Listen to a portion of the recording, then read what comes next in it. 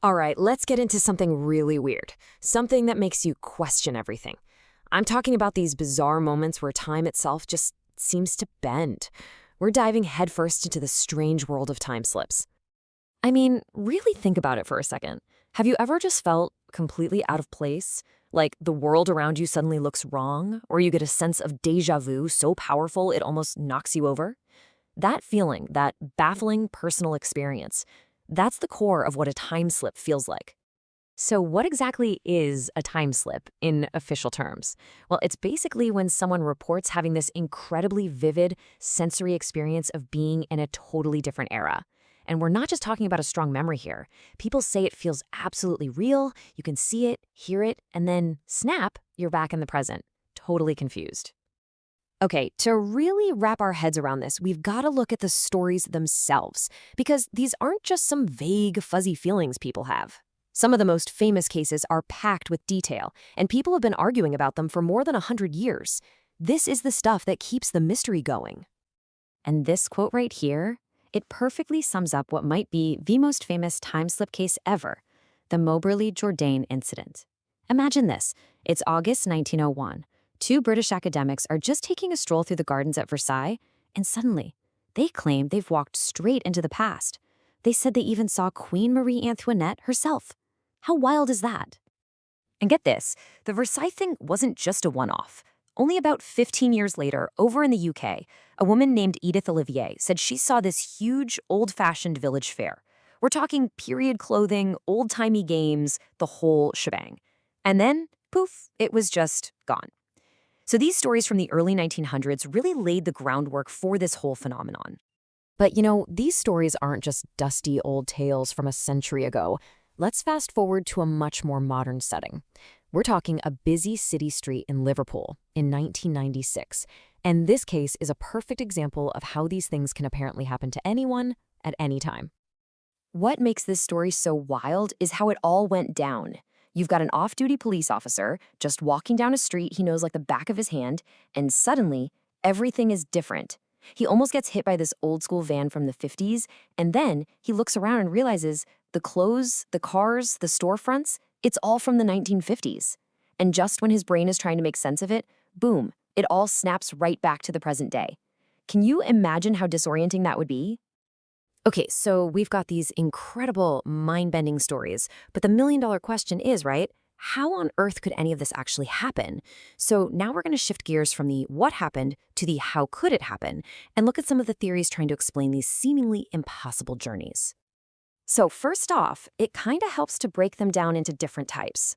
Most of the stories you hear seem to fall into one of these four main buckets. You've got your historical slips, seeing the past, like that Versailles case. Those are the most common ones, but then some people claim to see the future. Then there's what you could call emotional slips, where time gets all weird during a really intense moment. And here's the kicker. Across all of them, they almost always happen out of the blue, totally spontaneous. And this is where the rabbit hole gets even deeper, when you start thinking about how we even perceive reality in the first place. See, one theory says we don't see the world directly. We just get sense data about it. So a time slip could just be our brain glitching out and feeding us bad data. But another theory says, no, we see things directly as they are. And if that's true, well, how in the world could you see a past that doesn't exist anymore? It's a total philosophical head-scratcher. All right, if you want a really out-there explanation, some people point to the wacky world of quantum physics. They talk about something called quantum entanglement. This is the idea that tiny particles can be linked in this mysterious way, where what happens to one instantly affects the other, no matter how far apart they are. It's a concept that just shatters our everyday understanding of space and time. And that, of course, leads to this massive what-if question. What if our own consciousness could somehow get tangled up in the very fabric of time itself? It's a wild idea, but some people think this could be what creates these little accidental doorways to other moments, completely challenging our idea that time is just a straight line moving forward. But, okay, let's pump the brakes a little. Of course, there's a whole other side to this story. For every wild, paranormal theory, you've got a pretty strong scientific and psychological counterargument. And these arguments build a pretty compelling case that maybe the glitch isn't in reality. Maybe it's all in our heads. Psychologists have pointed out something pretty interesting. A lot of these time slips happen when our brains aren't exactly running on all cylinders. You know, when you're super tired or really emotional or even just distracted, your mind can start to do funny things. It can mix up memories and imagination and cook up these incredibly vivid scenes that feel totally real, but they're not. And then you have to factor in the power of belief. There's this thing called confirmation bias. Basically, if you have some weird, confusing experience and you already kind of believe in things like time travel, your brain is going to try and make it fit that belief. You'll latch onto the time slip idea and maybe ignore other, more boring explanations. It's just how our brains are wired. We like stories that make sense with what we already think is true.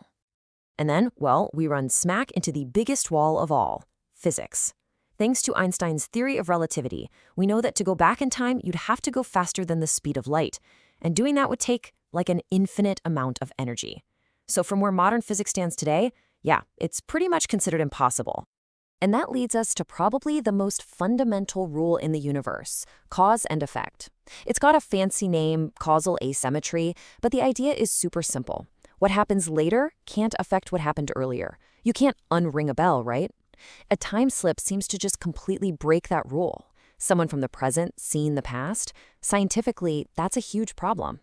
So, at the end of the day, this is where we're stuck. On one side, you have these incredibly powerful, personal stories that feel 100% real to the people they happen to. And on the other side, you have the hard and fast laws of physics and what we know about the human brain, all screaming, this can't happen.